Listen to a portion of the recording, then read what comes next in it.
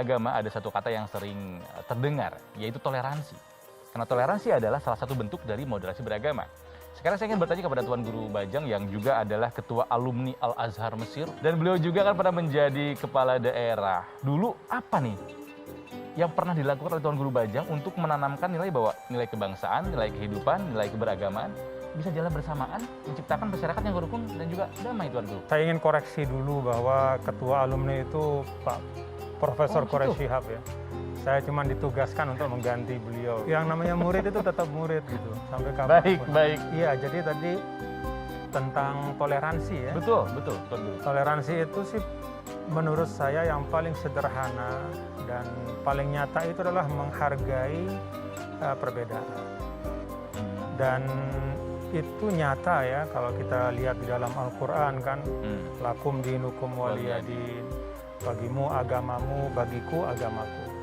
Lana a'maluna walakum a'malukum, bagi kami amal kami, bagi Anda semua amal-amal Anda sendiri. Rasul SAW juga menjalankan itu secara konsisten di Madinah ya. Kemudian kalau kita lihat bentangan sejarah yang panjang sekali, di seluruh pusat-pusat perkembangan Islam itu toleransi itu nyata dan dicatat oleh sejarah.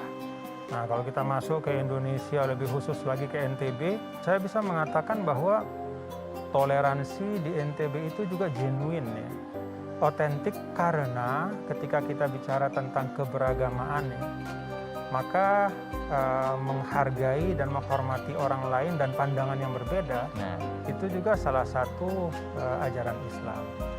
Jadi toleransi itu sesuatu yang alami bagi umat Islam.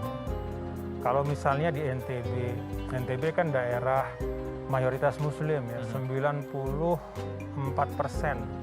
Muslim. Tapi pada saat yang sama juga ada banyak sekali wilayah-wilayah di mana masyarakat yang berbeda agama itu bertetangga.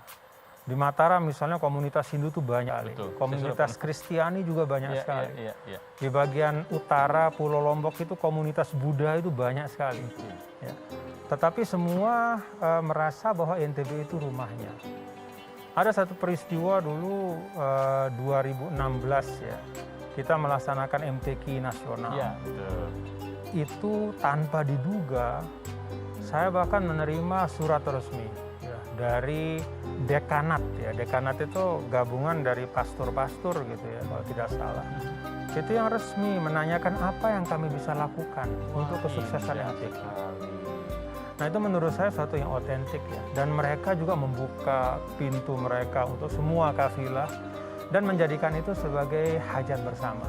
Nah, menurut saya ketika Islam sudah hidup ya di dalam pengamalan, maka akan terlihat toleransi itu otentik. Di Indonesia sudah ada dan itu otentik, itu yang akan saya garis bawahi. Sudah dalam sifat diri kita sebetulnya, Tuan Guru ya. Oke. Nah, itu kan yang terjadi di Indonesia ya, di NTB.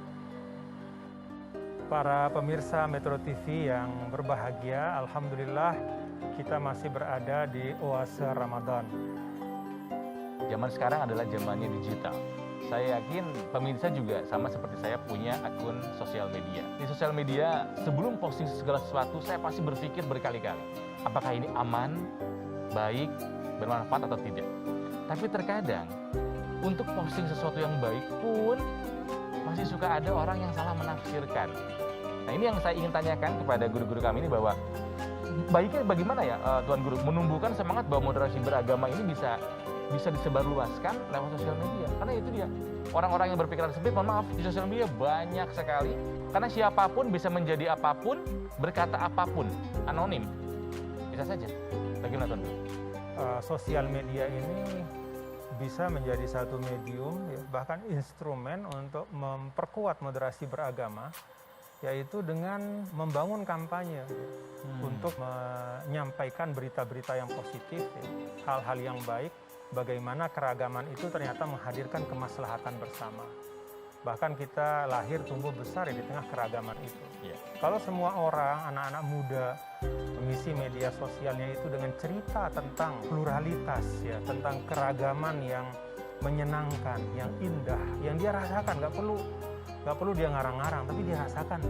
Ketika di SD dia bersama-sama dengan orang yang beda agama, beda latar belakang, tapi kemudian menjadi sahabat. Nah, saya pikir yuk kita sederhanakan ya, di antara hal-hal yang kita komunikasikan kepada siapapun melalui media sosial kita, itu adalah pengalaman pribadi kita, indahnya keberagaman di Indonesia. Mengakhiri acara Wasa Ramadan ini, saya ingin mendengarkan kesimpulan dari guru-guru kami. Tuan Guru Bajang, silakan. Kalau dari saya, beragama itu kan bahasa Arabnya tadayun ya. Dan dalam arti tadayun itu, di dalam kata tadayun itu ada makna proses, ada kesungguhan, ada pengetahuan. Jadi beragama tanpa proses yang benar itu bisa saja tidak mustaqim ya, seperti kata Pak Profesor Quraish Shihab. Ya, ada jalan tapi jalannya itu semu.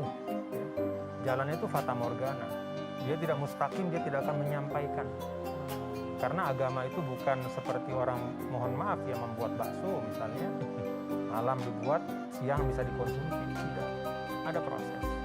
Ada kesungguhan juga. Kesungguhan itu ya dimulai dari niat yang baik. Yang terakhir pengetahuan. Beragama itu adalah pengetahuan. Tadi Bapak Profesor Quraish Shihab, Dr. Mukhlis juga menyampaikan bahwa tanpa pengetahuan yang berasal dari sesuatu yang benar, ya, pengetahuan yang benar dari orang yang punya otoritas. Ya. Kalau kata Ibnu Sirin, fanzuru aman ta'khuduna dinakum. Lihat-lihat dari mana engkau mengambil agamamu. Jadi beragama itu ada prosesnya, ya, ada kesungguhannya, dan perlu dasar pengetahuan yang kuat. Dengan sendirinya insya Allah akan tercipta moderasi beragama ya, kalau tadayunnya seperti itu. Baik, indah sekali ya.